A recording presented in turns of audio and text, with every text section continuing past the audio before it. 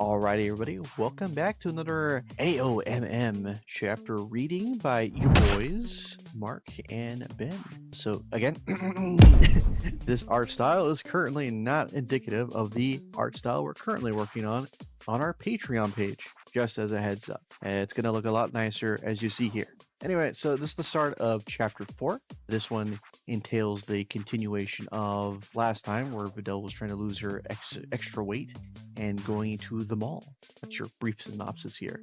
So we start here where after an unknown amount of time has passed where she has manually lost the weight like a true champ while Mark over here was busy doing the dishes, an unknown amount at the time. Once everything was all set and done, he's there on the couch watching what could only be known as some type of discount Fire Emblem show.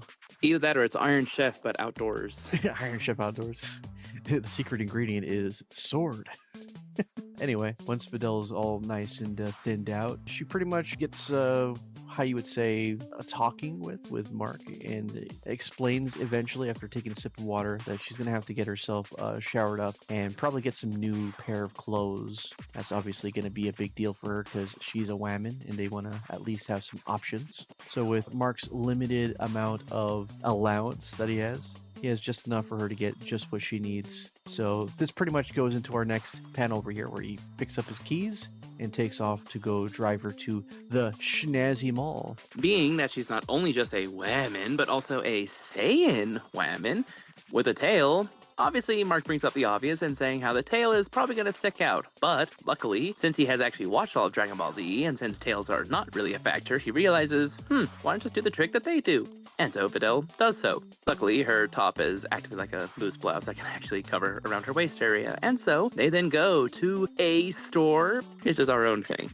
And the fact it's called Big Styles is really kind of another wink, nudge as to themes that we're going to be representing here. So while going in there and while she is trying on different outfits, our young boy is presented with a dilemma of sorts. The classic, barely turning into a teenager and going through puberty and such, and as a lone man in a store full of women's clothes, obviously some things are going to be bringing quite a flush to his face. I can't say if this is necessarily something as old as time, but it is definitely something that is representative of the writers and the vision we wanted to portray here. It's a product of its time, something that most audiences born during this era would never go through.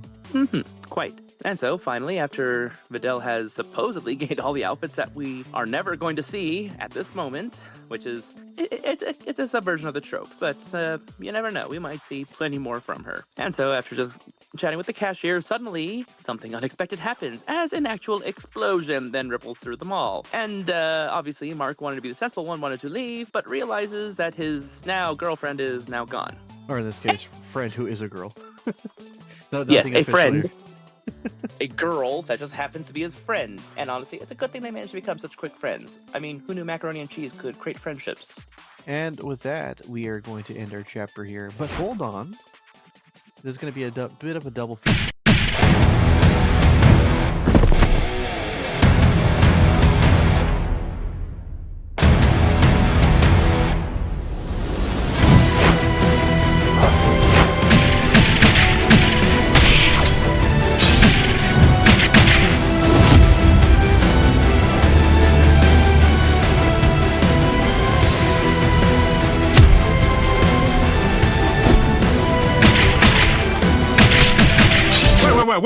Wait, hey, hang on.